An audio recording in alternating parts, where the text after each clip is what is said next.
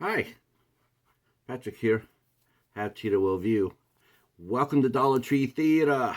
That's right, Dollar Tree Theater time. Wow, what a fast week. I put this one up. I think a week ago, and I put up I thought a pretty good selection. I put up Rise of the Gargoyles. I put up a creature feature, Rise of the Gargoyles. I put up a drama. I put up Perks of a Wallflower. Then I put an independent film with Noah Wiley on there called Shot. And then I had a factory seal from the Dollar Tree. This is a true Dollar Tree movie, uh, Selfie Man.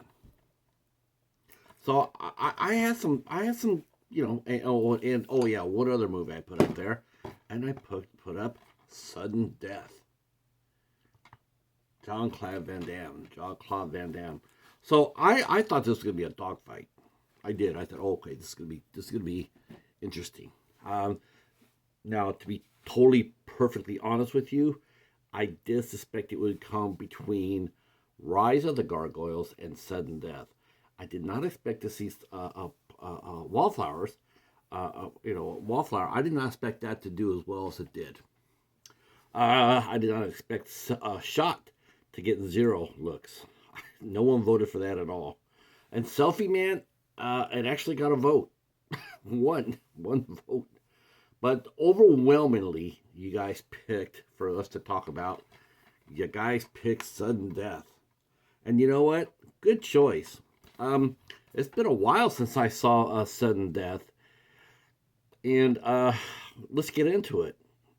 Okay, have you guys seen Die Hard? Okay, this is Die Hard at a hockey rink. Okay, not quite so simple. So anyway, the movie opens up. We see John Claude Van Damme. He plays a fireman in Pittsburgh, and he's trying to rescue a girl. He's trapped with this girl, and he's trapped with her in a house fire, and he's keeping her alive with his oxygen mask. But the house collapses on him, and while his fire crew is able to save him, unfortunately, the little girl dies in his arms, and so he's traumatized, and he's not doing active. He's not active fireman anymore. He is now a fire marshal, which means he walks around large buildings and or events, and he makes sure things are safe. But he doesn't have to worry about being on the front line anymore. So it's the seventh game of the Stanley Cup, and the Penguins are hosting the Chicago Blackhawks in Game Seven. All on the line, and the vice president is coming over to watch the game. But of course, we know there's an evil crew out to stop that, right? They're gonna do something dastardly. The crew is led by Joshua Foss, played by Powers Boothe. Of course, we all know Powers Boothe. That guy is amazing. He was in Red Dawn. He was in. He won an Emmy for Jim Jones, the Guyana Jonestown massacre. Of course, a lot of us remember him being in Frailty.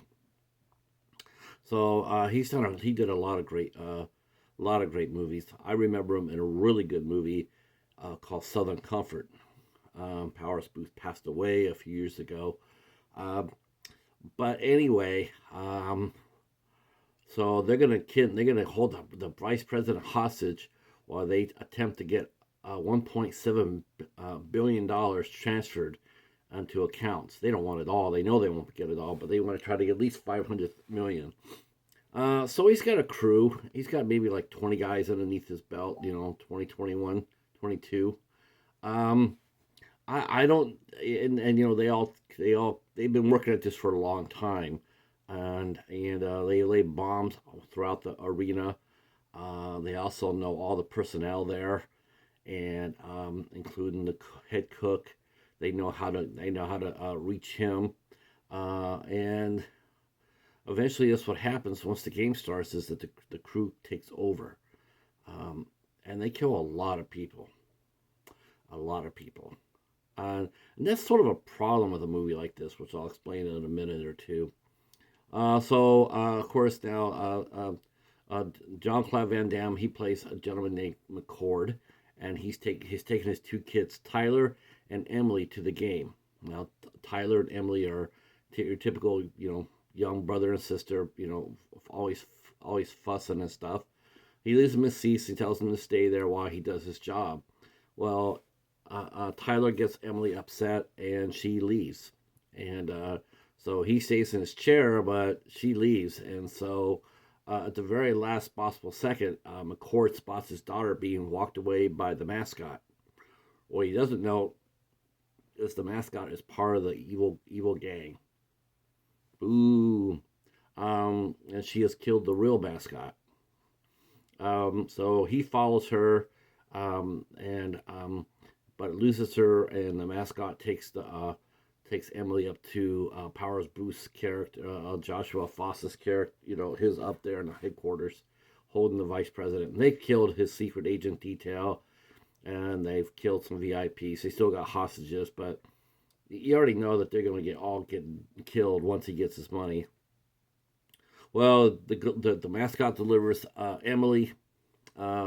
She goes downstairs and runs across McCord, and they have a terrific fight.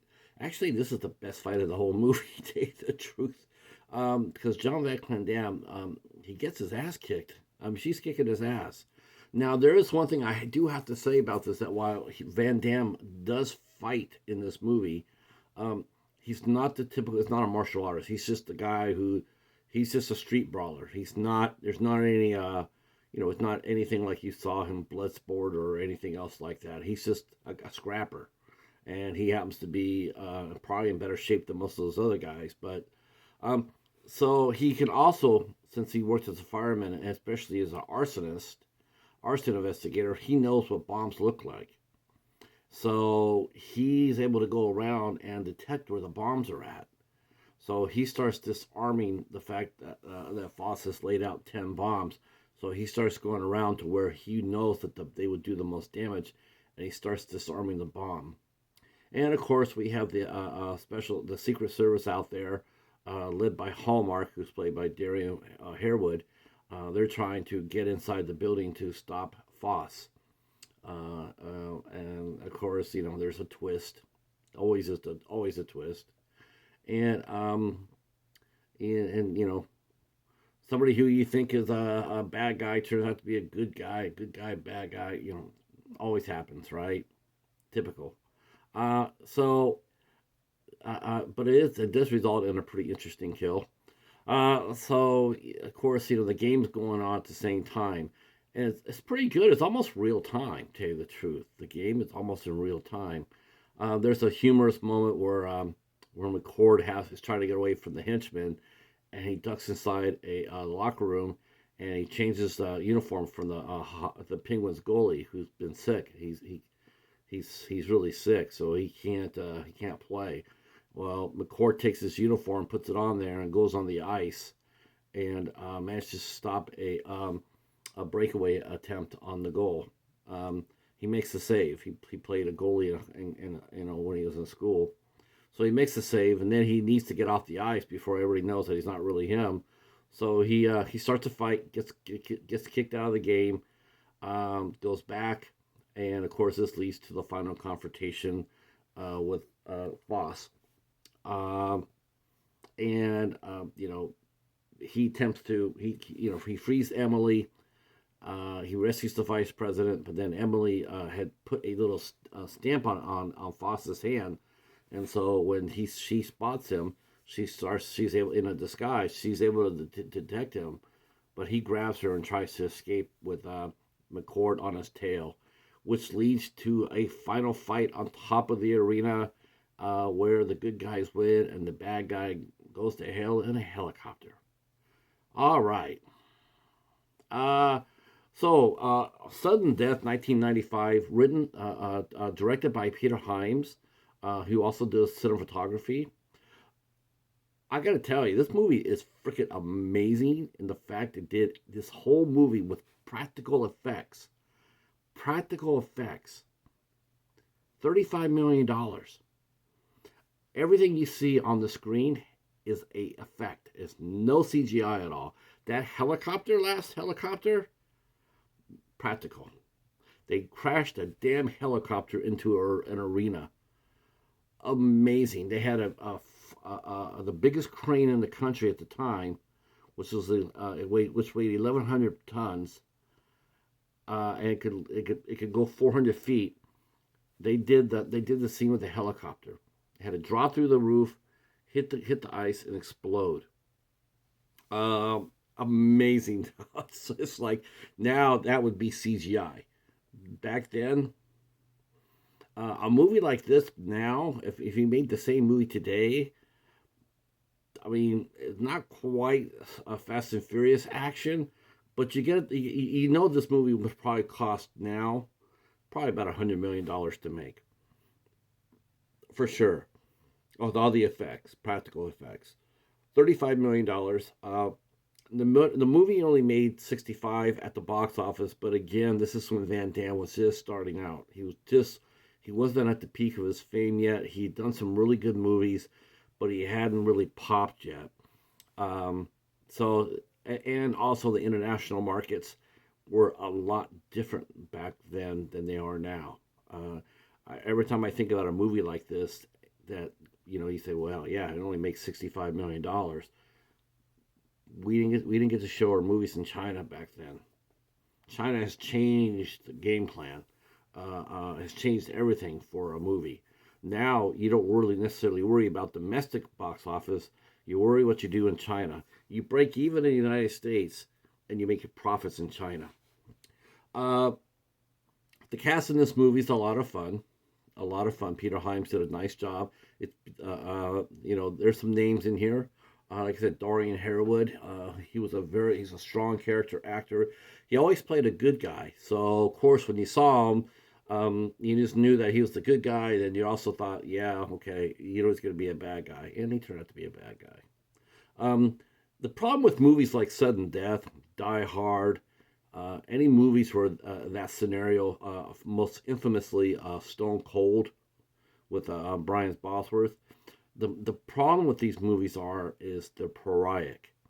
Um, what I mean by that is a group of 10 or 15 guys will come over and they'll take on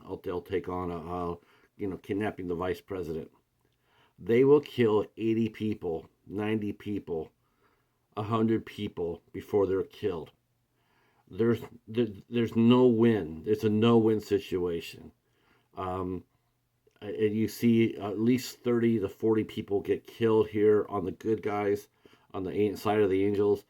You got about 15 guys getting killed from the other side.